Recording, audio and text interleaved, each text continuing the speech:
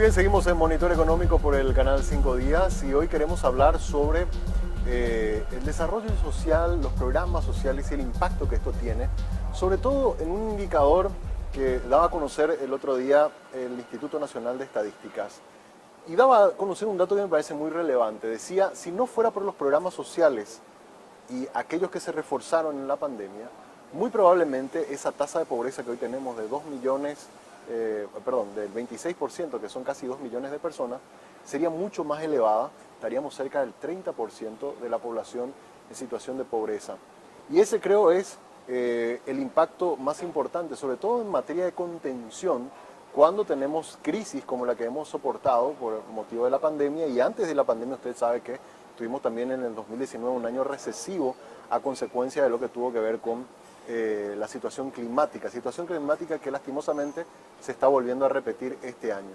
Por eso le invitamos al ministro Mario Varela, el exministro de Desarrollo Social. Ya estábamos haciendo un poco historia sobre la historia de lo que era antes la Secretaría de Acción Social, hoy día convertida en ministerio, para hablar sobre el impacto efectivo que tienen estos programas. ¿Cómo te va, ministro? Buenos días. Buenos días, Samuel. Un gusto saludarte a toda la televidencia 5 días. Bueno, ministro, justamente estaba ya haciendo un poco la introducción, recién antes del bloque estábamos hablando un poco de la inflación, Sí, cómo el aumento del costo de vida realmente sí. está golpeando a las familias, a todos, ¿verdad? A todos nos está golpeando. Pero yo digo, esa franja de personas que están en una situación de vulnerabilidad, Sí. se calcula un poco más de 2 millones de personas, y que si no fuera por estos programas sociales, muy probablemente hoy día su Sí, situación sería mucho peor. Había una así mismo. estadística, yo recordaba, del INE que decía que ese 26% incluso podría estar cerca del 30% si no tuviéramos estos programas. ¿Cómo lo están Totalmente. trabajando ustedes, ministro? Sí. Primero que nada, hay que entender que el enfoque hoy de las políticas públicas, Samuel, para buscar reducir la pobreza o contenerla en todo caso, tenemos que tener políticas públicas focalizadas a ese grupo etario, Sí, a esa franja, mejor dicho, social. Por eso es muy importante tener políticas públicas que sean focalizadas a ese sector. Anteriormente no teníamos ministerio social, hoy sí lo tenemos y tenemos programas sociales de protección social. Eso significa que está focalizado a ese sector justamente de personas que viven en situación de pobreza extrema. La persona no es pobre, sino vive en situación de pobreza porque puede escalar o tener una movilidad social y económica mejorando su calidad de vida. Nosotros por eso, desde el Ministerio de Desarrollo Social, tenemos el programa de protección más grande, o sea, la plataforma de protección social más grande, que es el programa Tecopona, porque abarca más de 168.000 familias hoy día. Aproximadamente estamos hablando de más de 550.000 personas, más o menos. La inversión que tenemos es de un poco más de 60 millones de dólares año. Son transferencias monetarias condicionadas a estas familias que son seleccionadas o son incluidas en un censo a partir de un instrumento de medición de pobreza. Sabemos todavía que en Paraguay la pobreza se mide por ingreso monetario. claro. Nosotros estamos en una etapa de transición y de transformación del criterio de todo el sistema, llámese BCP, llámese Hacienda, Ministerio de Desarrollo, para redefinir un poco en la evaluación, porque uno puede ser, monetariamente puede tener un ingreso digno, pero no tiene posibilidades de adquirir una casa, de adquirir Claro, un automóvil, claro. una motocicleta. Entonces entramos en lo que se llama la pobreza multidimensional. Pero ese es un tema, digamos, más técnico. Lo importante es que nosotros como gobierno, como Ministerio de Desarrollo, tenemos una presencia importante en esta plataforma del Tecopona, que aproximadamente el promedio de la transferencia del subsidio está entre 500 a 600 mil guaraníes. Abarca indígenas, discapacitados, leves y severos, que son personas que muchas veces no tienen posibilidad de tener un ingreso, de poder pagar básicamente un medicamento que necesita para sobrevivir. De 8.900 pasamos hoy a 16.000 personas protegidas en el programa para discapacitados severos y leves en 3 años y medio. También 28.000 indígenas, para que la gente un poco sepa de qué franjas abarcan Claro. esta protección. Hablaste, ministro, algo que yo recuerdo incluso cuando comenzó en la época de Nicanor, el tema de las transferencias. Sí, Eh, son transferencias condicionadas. condicionadas. Mucho se habla de el volumen de dinero que se otorga, Sí, pero esas condiciones es lo que muchas veces Así es. se olvida, ¿verdad? Sí. De cuáles son esas condiciones. Yo entendía, en primer lugar te consulto, esas Sí. transferencias son por un lapso de tiempo, no Sí. es que toda la vida vas a recibir. No, 72 cuotas. Está establecida en una ley ¿Cuántos especial. son? 72 cuotas. 72 cuotas. 72 ok. pagos ¿Y qué acciones tiene que tomar una persona? Supongamos que yo acceda a el al beneficio programa. de Tecoponada Sí. del programa, ¿verdad? El ministerio, ¿qué me pide a mí que yo haga en contrapartida por recibir esa Exacto. asistencia? Es una pregunta muy pertinente, Samuel, porque es importante que la gente sepa que son transferencias condicionadas. ¿Por qué?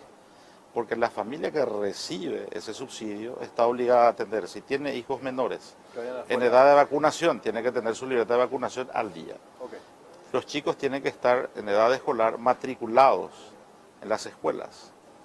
Alimentación básica, acceso a la salud. Las señoras, las mujeres, que son el 82% prácticamente de los protegidos en estos programas, en edad fértil tienen que tener sus estudios prenatales, tienen que hacer todo lo que tiene que ver con los estudios de PAP, de prevención de enfermedades graves. Hemos mejorado muchísimo en estos indicadores trabajando con salud pública. Hoy tenemos unidades de salud pública también en muchos puntos del país. Eso ha mejorado, porque ¿de qué te sirve que vos estés en el programa, estés obligado a que tengas libretas de vacunación, controles prenatales, pero no tenés un acceso a la salud? No tiene ningún sentido, queda en letra muerta. Pero hoy, con toda la inversión que se ha hecho en salud también, a la par, lamentablemente, fue una pandemia que nos forzó a acelerar esas inversiones, pero finalmente esa estructura está y ha mejorado muchísimo los números en cuanto al número de consultas, al nivel de vacunación. Hemos mejorado mucho los indicadores. Por eso es importante entender también que la reducción de pobreza no es una responsabilidad exclusiva del Ministerio de Desarrollo, claro. sino también salud, también educación, también estamos hablando de inversión en infraestructura, de caminos, etcétera. Pero sí nosotros tenemos programas de protección que tienen tres ejes principales. La primera es la protección social, que busca mejorar la calidad de vida, lo que te estoy diciendo, con ese pequeño subsidio, asegurar la alimentación básica, educación básica, acceso a la salud básica, pero también queremos una inclusión económica. No buscamos nosotros, desde la misión de estos programas, perpetuarles en un subsidio. Por eso estábamos hablando de que hasta 72 cuotas. Claro. Se les enseña, se les capacita y estamos implementando un programa que se llama Tendondera, que es la segunda escala para la inclusión económica. ¿Y en qué consiste el programa Tendondera? Son pequeños microemprendimientos, especialmente productivos, para que estas familias en situación de pobreza extrema puedan tener una huerta, dedicarse a la piscicultura, otros que tienen cualidades en artesanías, desarrollar pequeños micronegocios para que puedan tener lo que se llama, podamos lograr lo que se llama la inclusión económica. Exacto. Y la tercera columna, el tercer eje principal, es lograr lo que se llama la cohesión social, la promoción social. ¿Qué significa eso? Poder tener una vida digna, un ingreso mínimo. No es para que todos puedan saltar a un nivel económico importante, sino lograr que sus hijos, por ejemplo, puedan ir a la escuela, al colegio, a la universidad, y romper lo que se llama el círculo de pobreza. Eso es lo que se busca. La pobreza intergeneracional es lo que tenemos que romper. Hemos avanzado mucho, Samuel. Si vos me preguntás, ¿sirvió o no sirvieron estos programas? Sí sirvieron. ¿Es suficiente? No, no es suficiente. Y ahí te iba a preguntar. Sí. A ver, hace creo que 15 años ya que se llevan Sí. adelante estos programas. Así es. Yo quiero recordar, hace 15 años la tasa de pobreza estaba más del 50%. Muchísimo. Hoy está al 26%. Sí.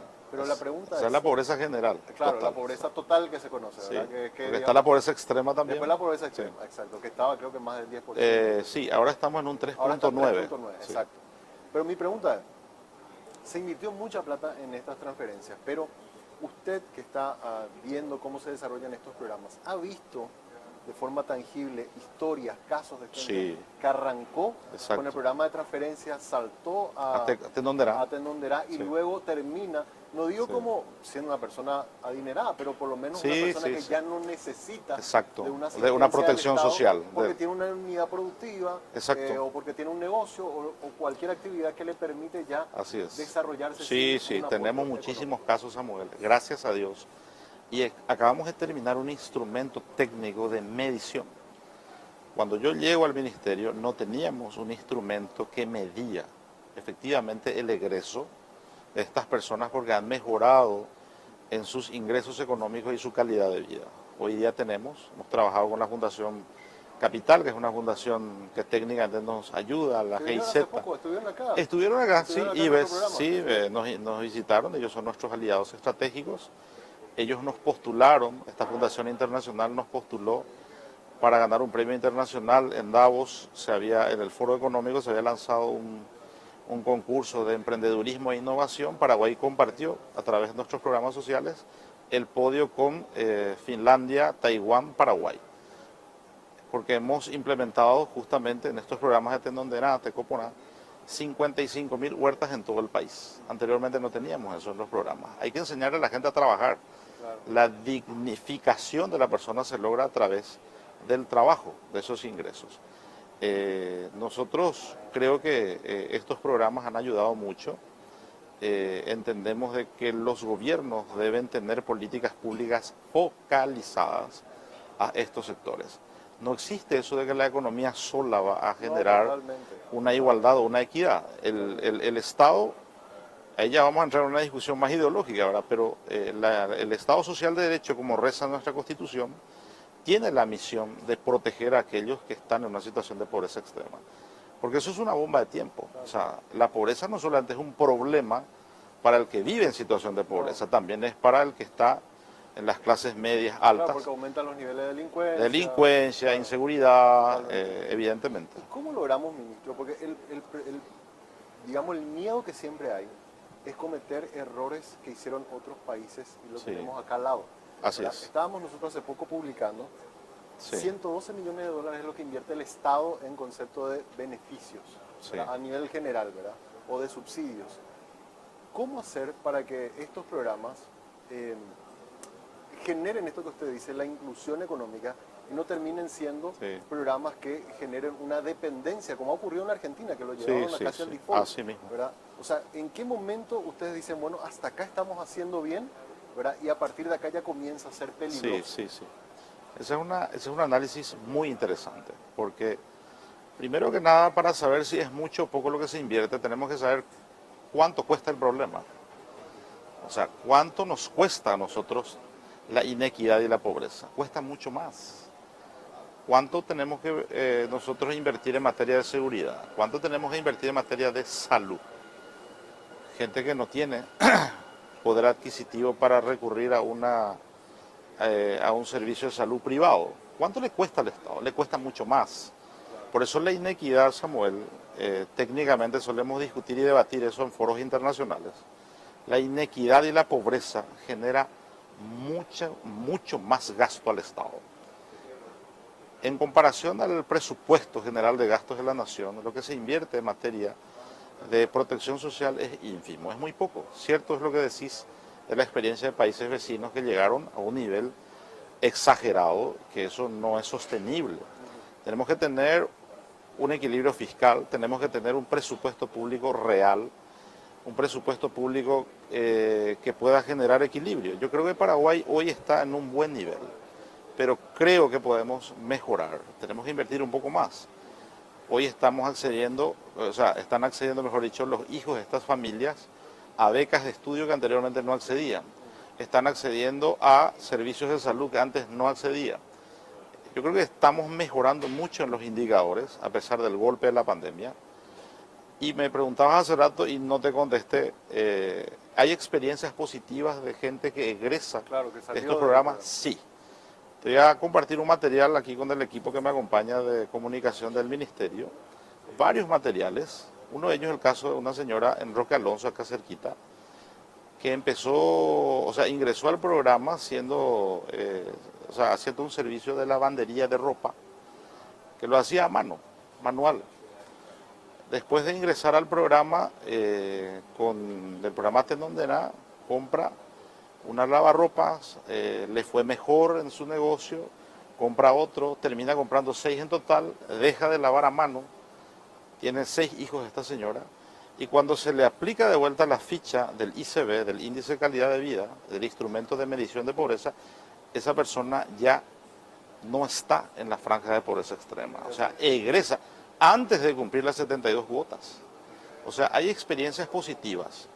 Hay que entender que no del 100% de los protegidos tienen vocación emprendedora, ojo, hay que entender, es lo que los técnicos le llaman la pobreza dura, que por más que vos le ofrezcas, por más que recibe, a veces no reacciona, ¿verdad? Pero hay muchas experiencias positivas. Ahora, una cosa que preocupa, el tema de la inflación.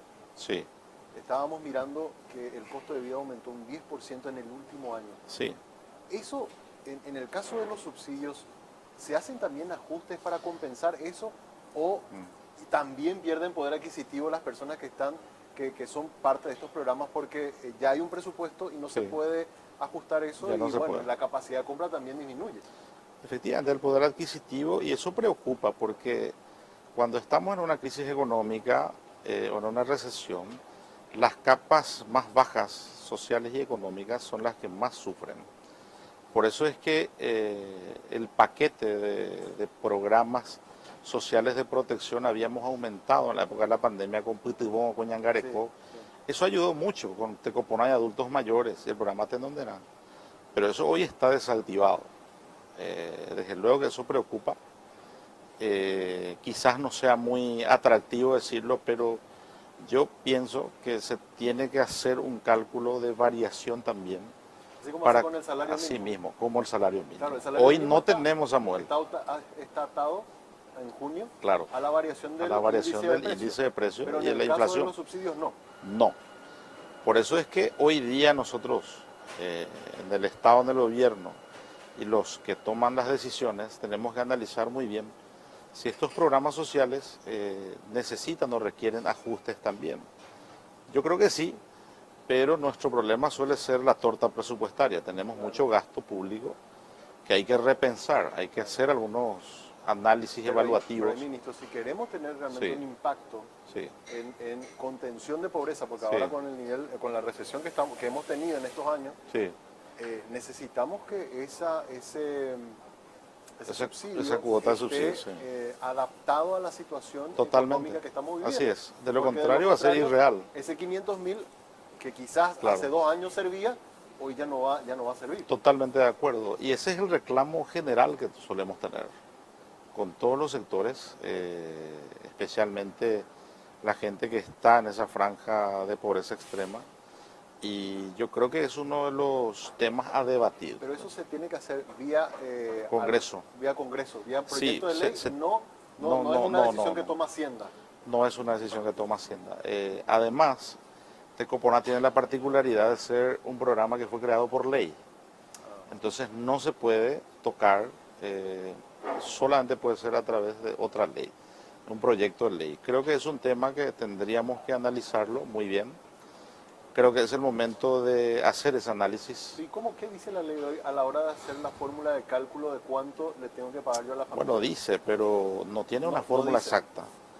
No tiene una ecuación, pero debe existir una ecuación, así como la inflación y el salario mínimo. Claro. Yo creo que requiere una modificación, pero eso también tiene un impacto presupuestario. Va a tener un impacto presupuestario. Pero ahí hay que mirar, me decía hace poco un economista, hay que mirar más allá de la caja. Sí. De la caja. Eso es lo que te estaba diciendo. ¿Cuánto nos cuesta la pobreza? Por supuesto, porque hay veces miramos demasiado el impacto que va a tener el presupuesto, pero no miramos el impacto social y en la pobreza que va a generar el no hacer esa acción. Así mismo. Fíjate vos, Samuel, que con estos programas sociales de contención que tuvimos en plena pandemia, logramos mantener, la pobreza extrema estaba en un 4%, bajamos un 0.1, llegamos a 3.9%. Si nosotros no teníamos estos programas sociales, 99.000 personas caían en pobreza extrema de vuelta. Y un dato, la CEPAL publicaba que Paraguay fue el único país de la región en donde no aumentó la pobreza extrema. Así mismo es. Al contrario, bajamos en un 0.1. Sí. Pero hay que reconocer también que hemos tenido programas sociales de contención temporal, como Pitibó y Yangareco, el Pitibó fronterizo, en todas sus modalidades. Eso ayudó muchísimo, fue una batería de propuestas para contener esa situación de pobreza extrema. Sin embargo, considero que se ha hecho bien los deberes en ese sentido, pero cómo sostener eso en el tiempo, creo que tenemos que analizar la posibilidad de reajustar una modificación para que realmente el poder adquisitivo, con la inflación que tenemos, van a ir perdiendo, lógicamente se va depreciando el poder adquisitivo de estas personas que están en esa situación. A ver, Paraguay tiene un gran desafío y eso todos los organismos internacionales lo dicen en sus estudios. Uno de ellos es el Banco Interamericano de Desarrollo. Así es. Donde tenemos que mejorar la calidad del gasto. Así es. Nosotros tenemos gastos rígidos que se llevan prácticamente el 75% de todos los ingresos tributarios.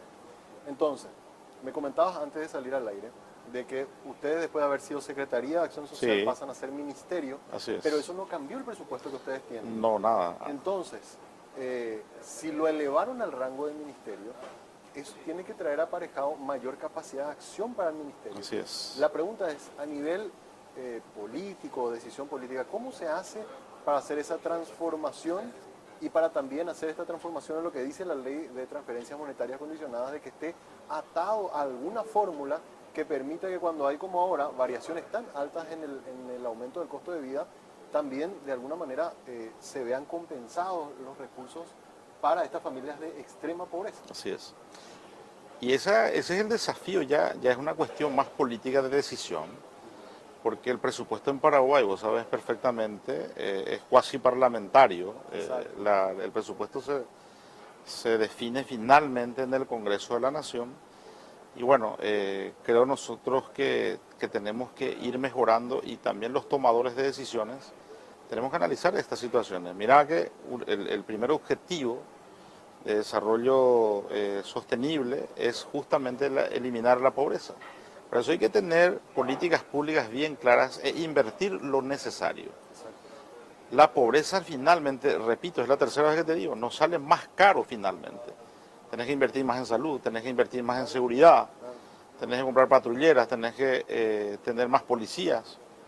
Y ese no es el camino. El efecto indirecto. El efecto indirecto. Nosotros nos va a salir mucho más, mucho mejor lograr que la gente pueda romper ese círculo de pobreza. Yo creo que tendríamos que aumentar un poquito el gasto, o sea, la inversión, mejor dicho, no es ni gasto, es una inversión. La inversión en los programas sociales, que sean sostenibles. Y hay un tema que a mí me parece muy importante, lograr que escalen estas familias. Estamos trabajando con el BNF y con algunos parlamentarios en la creación de la banca social. Ojalá podamos lograr antes de fin de año una ley que pueda ayudar a estas personas que van egresando con los microproyectos, microemprendimientos, puedan tener un acceso a un crédito blando con una tasa de interés baja. Hoy día el mercado está muy difícil, los bancos financieras no están al alcance de personas que son pequeños microemprendedores que necesitan 10, 15 millones de guaraníes, 20 millones de guaraníes. Nosotros tenemos miles de ejemplos. El año pasado invertimos casi 28 mil millones de guaraníes para Tendondera, para más de 9.300 familias en todo el país. Microemprendedores, el 95%, 95.5% tiene un resultado altamente positivo, ¿verdad? Aquellos que no califican muy bien se replantea, se reevalúa, pero tiene un rendimiento altamente positivo. Estas personas necesitan, Samuel, ese acompañamiento. Pasar, sí, a un acompañamiento de vuelta, pero crediticio. Nosotros le damos el acompañamiento técnico para las huertas, tenemos guías familiares que son trabajadores sociales que están todos los días con estas familias. Y bueno, se necesita la siguiente escala, y yo creo que ahí podemos dar una mano, un paso gigantesco a estas familias. Hablábamos justamente nosotros de hace algunos programas sobre el tema de la idea del banco, banco social. Todavía no hay Hay un borrador, ¿Y hay un eso borrador. cuándo se va? Sí. ¿Cuándo creen que podrían presentar? Y bueno, yo creo que en la brevedad, yo creo que tenemos que reunirnos con el equipo técnico y Ahí creo que no, estaba no, STP, estaba así Hacienda, hay es, un esta montón de... Hacienda están los parlamentarios, Sí, BNF lógicamente. BNF Nosotros también. no queremos crear un nuevo banco, nosotros queremos trabajar con el banco que ya tenemos y O sea, pasar dentro una del Banco parte, Nacional sería una división una especial. pequeña cartera, sí, Exacto. así Exacto. es. Ministro, una última consulta antes de cerrar y te agradecemos tu presencia. Sabemos que también estás o vas a entrar en esa carrera, en la carrera política Sí. universitaria. ¿Cómo Sí, es sí, eso? sí. Bueno, ¿Para qué yo cargo? antes de ser ministro ya era político, Sí, claro, sí, eso porque por eso no es que quería me hago aprovechar. político después de ser ministro. ¿Para qué te estás Estoy postulando? postulado para la senaduría, Senador. fui gobernador del quinto departamento de Caguazú, Ujú. luego fui electo primer diputado por el departamento de Caguazú. Para este periodo estoy con permiso de parte de la Cámara de Diputados para ocupar el cargo de ministro de Desarrollo Social. Y bueno, estamos trabajando también en esa línea y con toda la experiencia que hemos podido acumular, creo que podemos aportar bastante en el ámbito legislativo también en el siguiente periodo, Dios mediante. Ya, entonces, pero eventualmente, por lo menos hasta que termine o hasta que se definan las candidaturas Sí, oficiales, vas a estar sí. todavía en el ministerio. Hasta donde me permita la ley, lógicamente, la Claro, normativa. claro. Vamos a respetar eso, desde luego, y Ujú. trabajar de lleno en la candidatura a la senaduría. Bueno, y ahí, ministro, si eventualmente lográs ser electo, tenés Sí. ya supongo yo una batería de Así proyectos mismo desde el es. punto de vista legislativo que Así vas a tener que mismo. presentar. Sí, que nos interesa muchísimo porque yo creo que el Estado paraguayo necesita hacer algunas reformas. Necesitamos un Estado más ágil, más rápido. La burocracia hace que el circuito muchas veces del recorrido en los procesos sea muy lento. Eso es lo que yo siento como exgobernador y como ministro. Eh, Creo que hay muchas herramientas interesantes de control, pero las herramientas digitales, yo creo que todo lo que tiene que ver con los avances que tenemos deberíamos ser un poquito más expeditivos. Esa es una preocupación que yo tengo.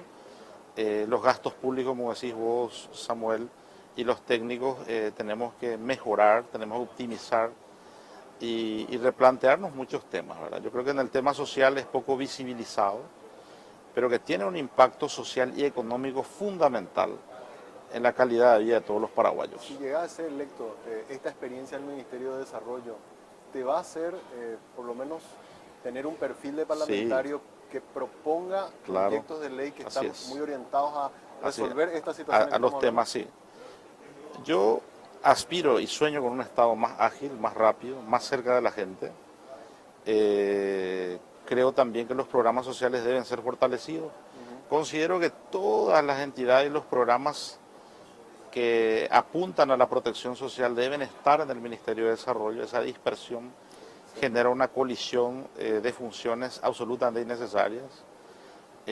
Por decirte, yo creo que la DIVEN puede trabajar, puede Exacto, estar inserto dentro del Ministerio de claro. Desarrollo y otras entidades, ¿verdad?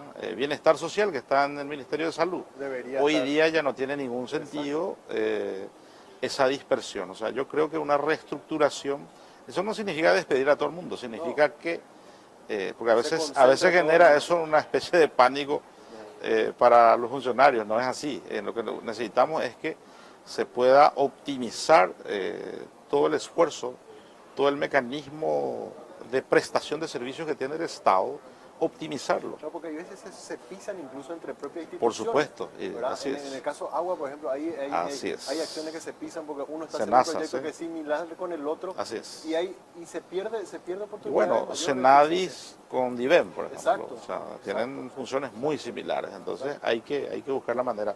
Adultos mayores, están en el Ministerio de Hacienda, yo creo que exacto. hacen un trabajo interesante como cajero, pero no hay un trabajo, digamos, social. Tenemos algunos problemas que yo creo que puede funcionar mejor en un ministerio social, porque también es un programa de protección social. Así mismo. Y bueno, Así eso mismo. es lo que yo me Y gustaría ojalá plantear como porque, a ver, instrumento Hacienda lo que normativo. controla es que esa gente que está recibiendo verifica si siga viva, que qué sé yo, que Exacto, no se esté exacto. cobrando otro, pero nadie está preocupado cómo está la salud de esos abuelos, La salud, cómo está, en qué condición vive, exacto. ¿verdad? Hay una corriente interesante. Estuvimos en Montevideo, Uruguay, observando el trabajo que ellos hacen. Ellos están bastante bien organizados en materia de social, en políticas sociales, y se tiene que crear una política de cuidado. Eso que vos estás diciendo no es un comentario aislado. Está técnicamente demostrado que ese segmento o esa franja etaria de adultos mayores tiene que tener tenemos que tener políticas públicas específicas para ellos. Exacto.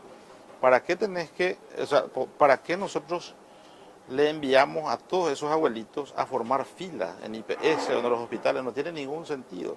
Tiene que tener tiene que existir una política focalizada para que ellos reciban en sus viviendas, en las unidades de salud familiar.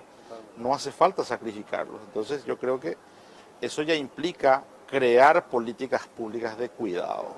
Hacienda no va a poder hacer eso, porque Hacienda es un organismo, no es su rol. No es su rol tampoco. No es su rol. Entonces el Ministerio de Desarrollo sí. Totalmente. Entonces yo creo que en este periodo quizás eso ya no se dé, pero en el próximo creo que hay que mirar para ir mejorando el gasto público y optimizando los recursos.